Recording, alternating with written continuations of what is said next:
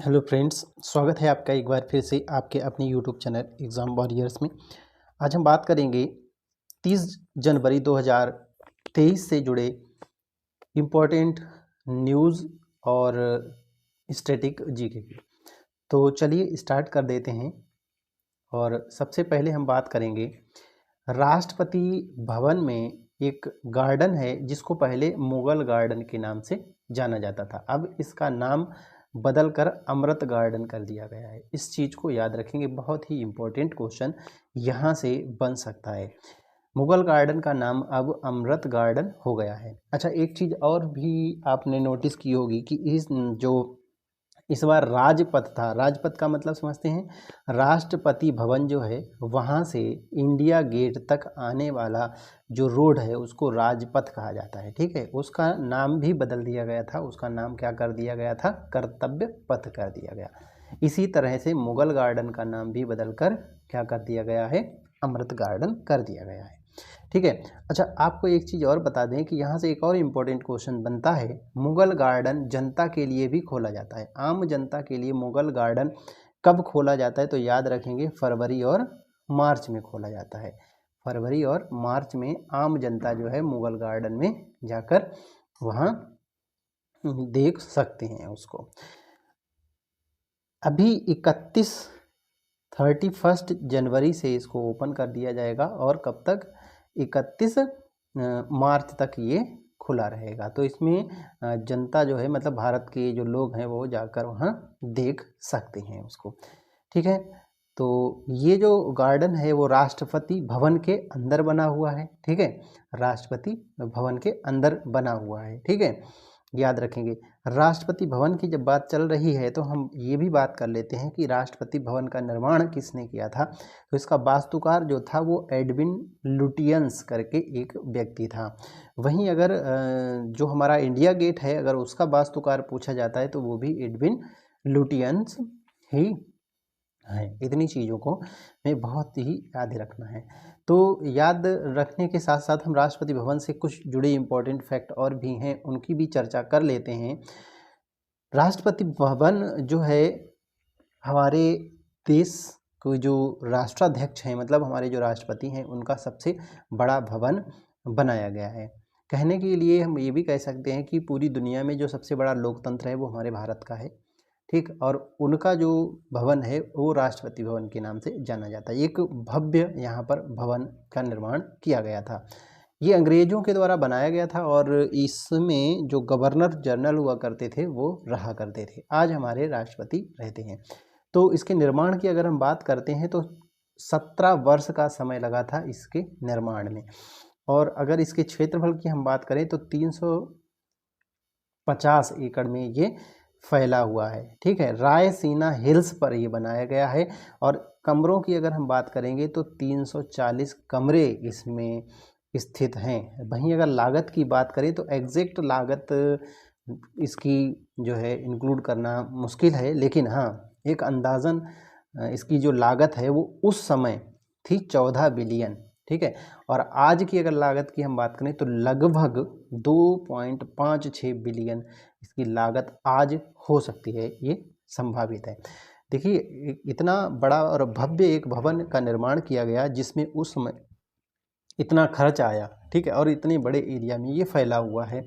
ठीक है, तो इसमें बनवाने के लिए कर्मचारी देखिए कितने लगे थे, 29,000 कर्मचारियों ने काम किया था। ठीक है, आप समझ सकते हैं कि 17 साल तक कंटिन्यू इसमें वर्क चला था। इतना बड़ा ये भवन है। यहाँ पर लाइब्रेरी, ठीक है, और क्रिकेट ग्राउंड, हॉकी ग्राउंड, तमाम तरह की सुविधाएं इसमें दी गई हैं। ठीक है, जैसा कि अभी हमने आपको बताया, रायसीना हिल्स पर ये स्थित है। आगे अगर हम कुछ और बात करते हैं जनवरी मंथ की न्यूज़ की, तो देखिए अगली न्यूज़ बहुत ही इम्पोर्टेंट और भारत को गौरवान्वित करने वाली न्यूज़ है।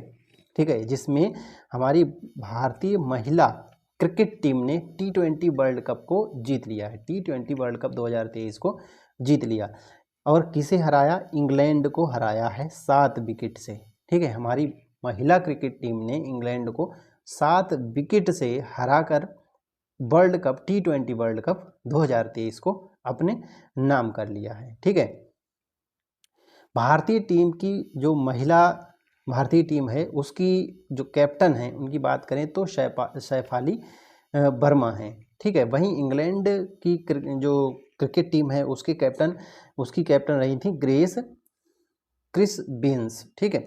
स्क्रीवेंस, ये जो हैं स्क्रीवेंस ये ऑलराउंडर हैं और इन्होंने मैच में अच्छा प्रदर्शन किया था, इसलिए इनको वुमेन ऑफ द टूर्नामेंट का अवार्ड भी दिया गया था। बात करेंगे कि ये T20 वर्ल्ड कप जो है अंडर 19 का था महिला का, वो कहाँ चल रहा था, किस देश में, तो याद रखना है न्यूजीलैंड में इसका आयोजन किया गया था। ये बहुत इंपॉर्टेंट क्वेश्चन हो जाता है। वहीं अगर ये भी पूछा जा सकता है कि कौन सा संस्करण था, तो याद रखेंगे ये 12वां संस्करण इस बार T20 का था महिला के क्रिकेट का, ठीक है। तो यहाँ तक समझ गए होंगे। चलिए अगली न्यूज़ के बारे में आगे बढ़ते हैं और अगली न्यूज़ एक बार फिर से बहुत ही इम्पोर्टेंट न्यूज़ निकल कर सामने आती है। देखिए इस बार जो NCC है हमारी नेशनल कैडेट कॉर्प्स, ठीक है, कॉर्प्स, इसके 75 साल पूरे हो गए और इसके 75 साल पूरे होने के उपलक्ष्य में भारत के प्रधानमंत्री नरेंद्र मोदी जी ने 75 रुपये का एक स्मारक सिक्का जारी किया है, ठीक है। और इस किसके कारण, NCC के 75 साल पूरे होने के कारण।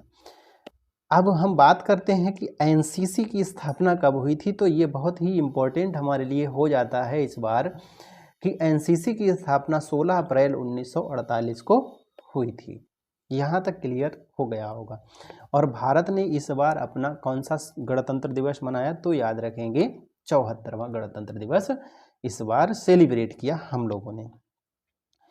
संस्थापक की बात करें तो NCC के संस्थापक हृदय नाथ कुंजरू थे, NCC के संस्थापक। और NCC का हेडक्वार्टर आज हम देखें तो न्यू दिल्ली में, हमारी राजधानी में स्थित है। महानिदेशक इसके बहुत इंपॉर्टेंट हैं, याद रखेंगे। इसके महानिदेशक हैं लेफ्टिनेंट जनरल तरुण कुमार आइच, ठीक है, लेफ्टिनेंट जनरल तरुण कुमार, ठीक, इसके महानिदेशक हैं NCC के, ठीक है। NCC की फुल फॉर्म भी पूछी जाती है, नेशनल कैडेट कॉर्प्स, ठीक है, तो इसको भी याद रखेंगे। दोस्तों आपको हमारे वीडियोस कैसे लगते हैं हमें कमेंट बॉक्स में ज़रूर बताएं। और अगर आप किसी तरह का PDF इस तरह की जो नोट्स हैं वो अगर आप चाहते हैं तो हमें कमेंट बॉक्स में बताएं, तो हम उस PDF को भी जो है डिस्क्रिप्शन में डाल देंगे, तो वहाँ से आप इसको डाउनलोड कर पाएंगे, ठीक है। ये जो नोट्स हैं उनको भी आप डाउनलोड कर पाएंगे, ये हैंड रिटन नोट्स हैं, देखिए, ठीक है।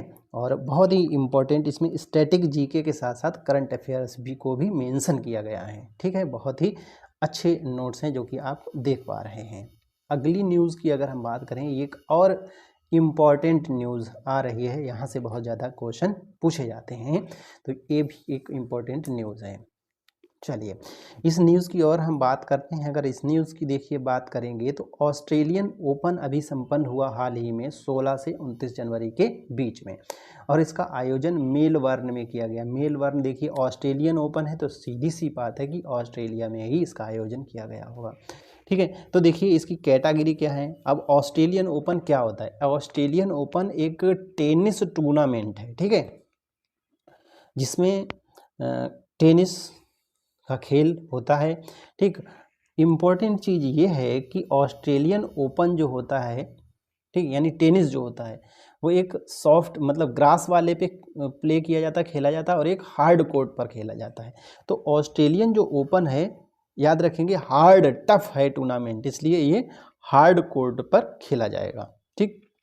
बात करेंगे किस कैटेगरी में कौन विनर रहा है और कौन रनर अप रहा है, मतलब कौन उपविजेता रहा है। सबसे पहले बात करें सिंगल्स मेंस में कौन रहा है, तो नोवाक जोकोविच रहे हैं इसके विजेता, जो कि सर्बिया के रहने वाले हैं, ठीक है। और इन्होंने हराया है स्टेफानोस सितसिपास, जो कि ग्रीस के रहने वाले हैं। वहीं अगर हम सिंगल्स वुमेन्स की बात करें तो ए सबलेका ने, जो कि बेलारूस की रहने वाली हैं, ई रायव किना को, कजाकिस्तान की रहने वाली हैं, उनको पराजित किया था।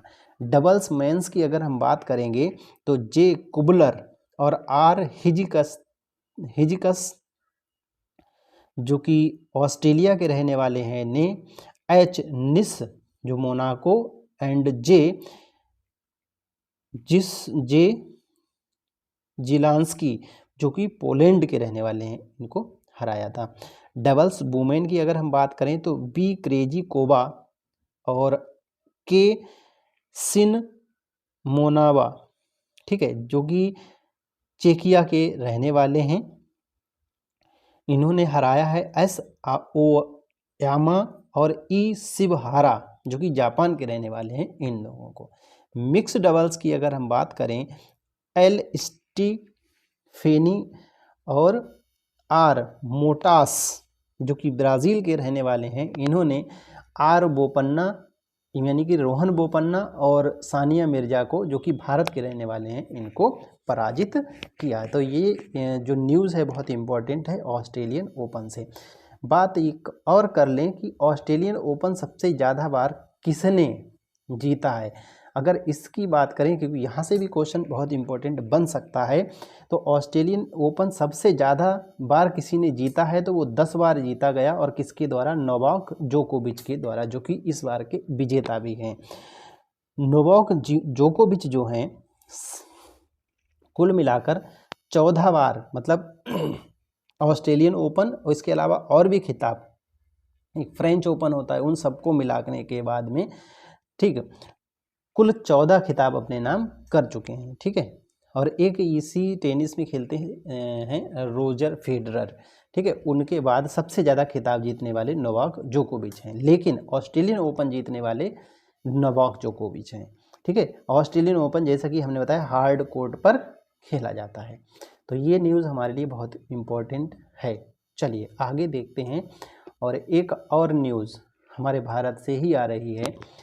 कहा गया कि भारत के जो डिजिटल सामान है, ठीक है, भारत के जो सामान है जिनसे डिजिटलाइजेशन होता है, ठीक, इसको व्यापक रूप से अपनाने को सुनिश्चित करने के लिए, ठीक है, और तरीकों और साधनों पर ध्यान केंद्रित करने के लिए भारत का पहला स्टैक डेवलपर्स सम्मेलन जो है नई दिल्ली में आयोजित किया गया।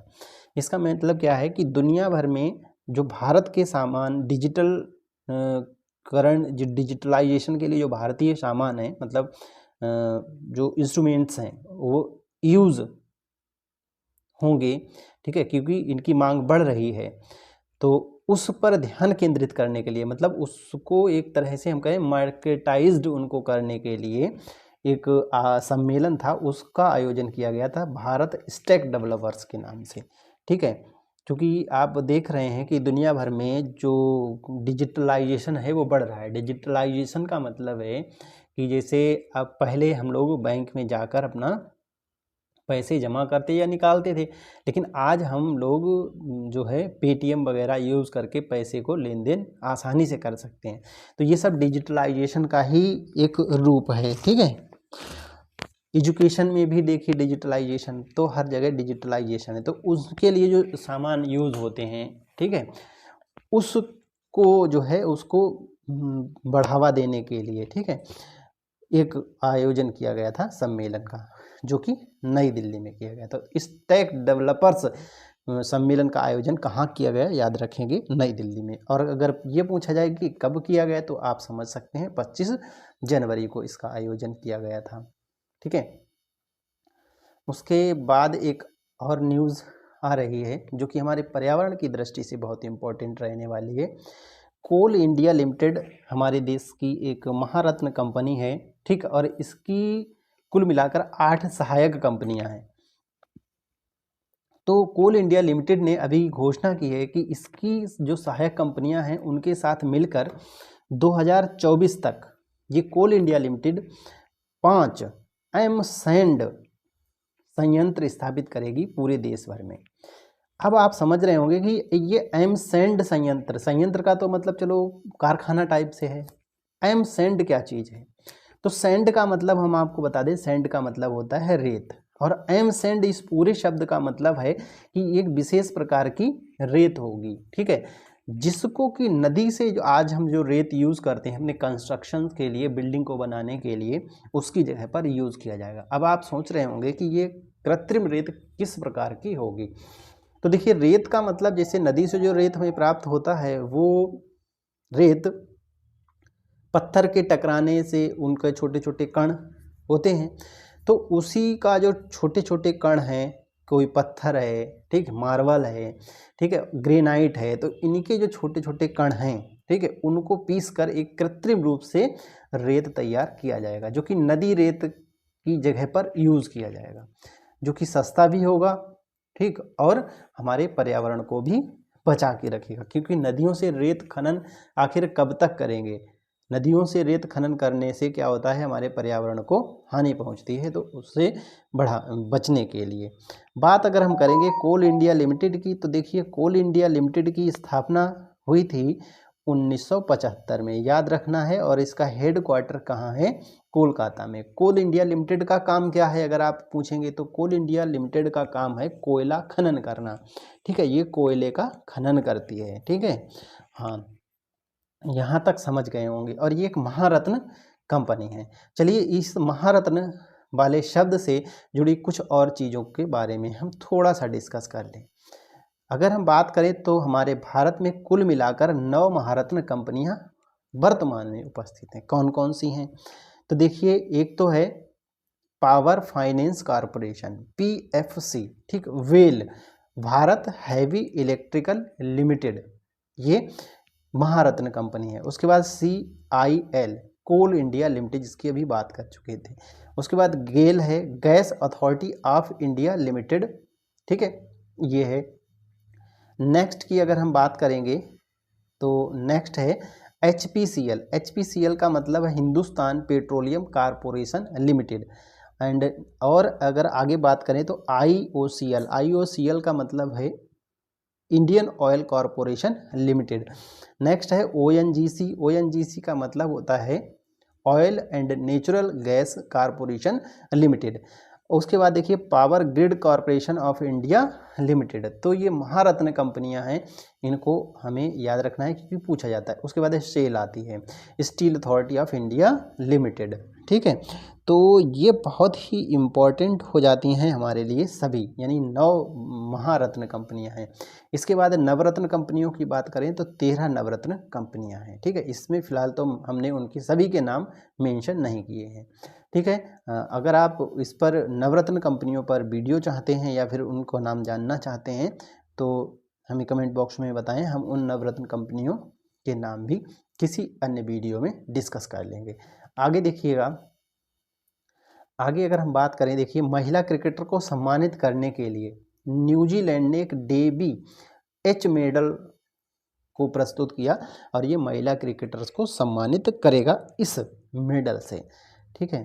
तो ये यहाँ पर इम्पोर्टेंट न्यूज़ है। अगली एक न्यूज़ आ रही है चेक गणराज्य से।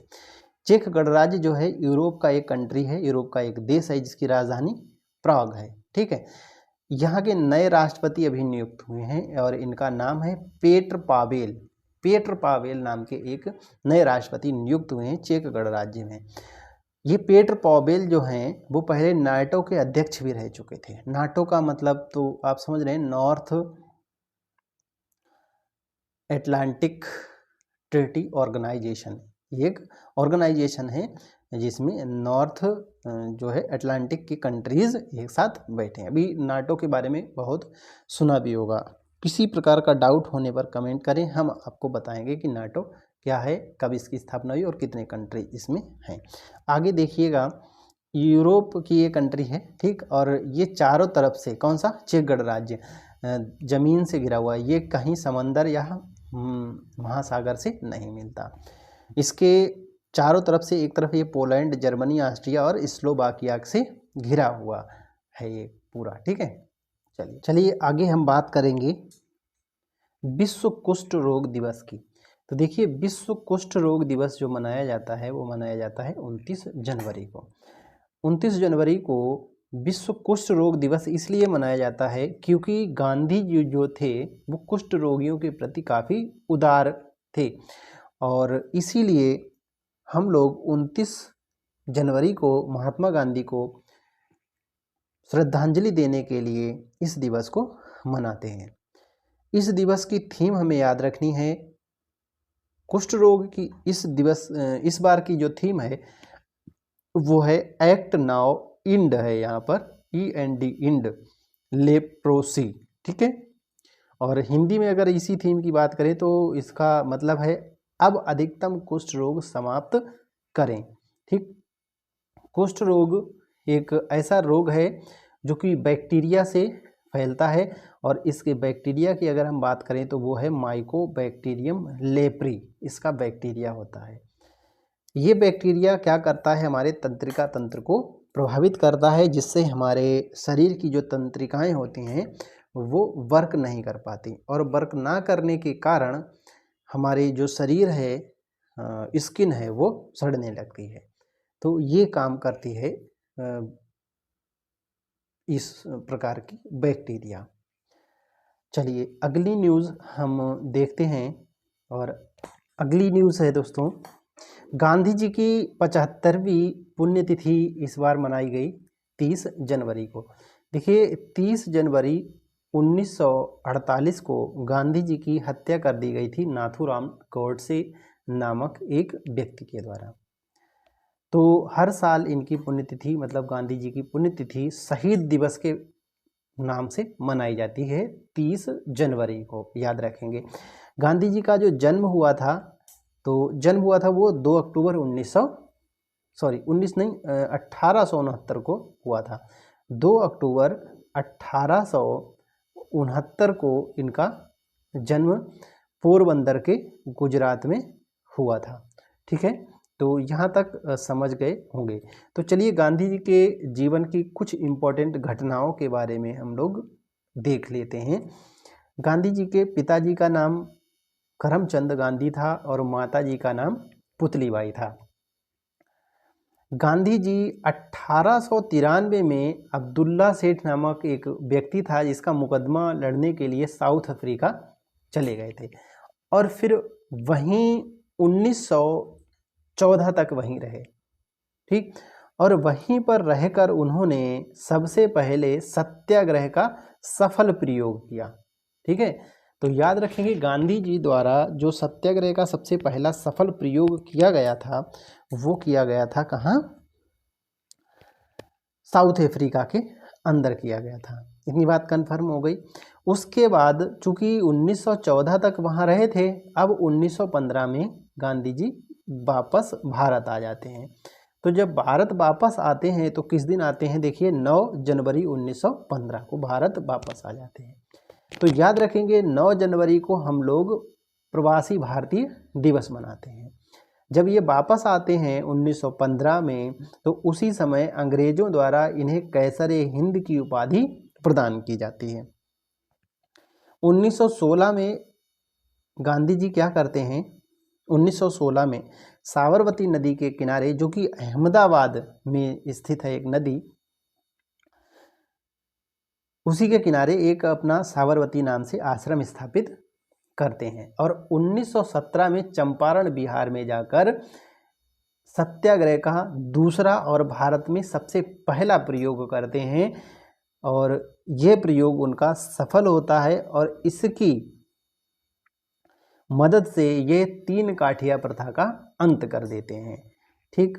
तो इस तरह से दूसरा प्रयोग भारत में किया गया कुल मिलाकर, और भारत का सबसे पहला अगर हम बात करें, ठीक है, दूसरा प्रयोग अगर बात करें तो गांधी जी द्वारा जो किया गया था वो भारत में किया गया था, लेकिन भारत का पहला जो था वो 1917 में था। कुल मिलाकर गांधी जी का दूसरा था लेकिन भारत में पहला था, ठीक है जी हाँ।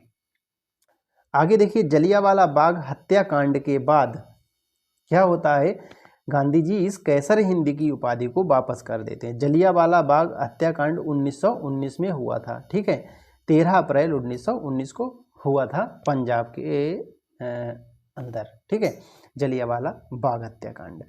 इसमें और भी कई लोग थे, जैसे टैगोर, रविंद्रनाथ टैगोर थे, उन्होंने सर की उपाधि वापस कर दी थी, और एक व्यक्ति थे जमनालाल बजाज, उन्होंने अपनी कैसर हिंद की उपाधि को वापस कर दिया था।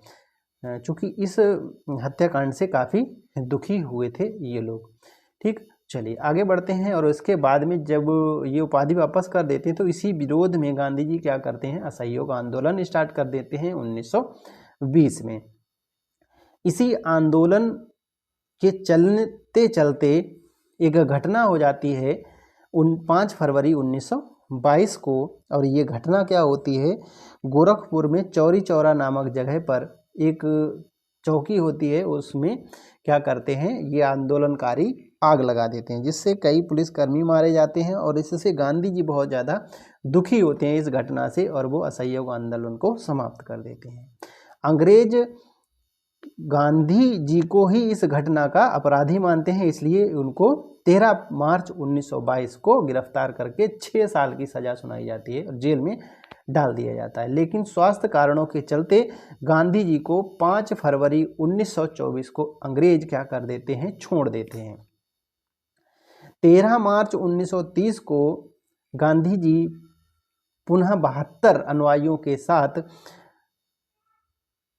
अपने आश्रम साबरमती से 222 किलोमीटर दूर स्थित दांडी नामक स्थान के लिए चल पड़ते हैं।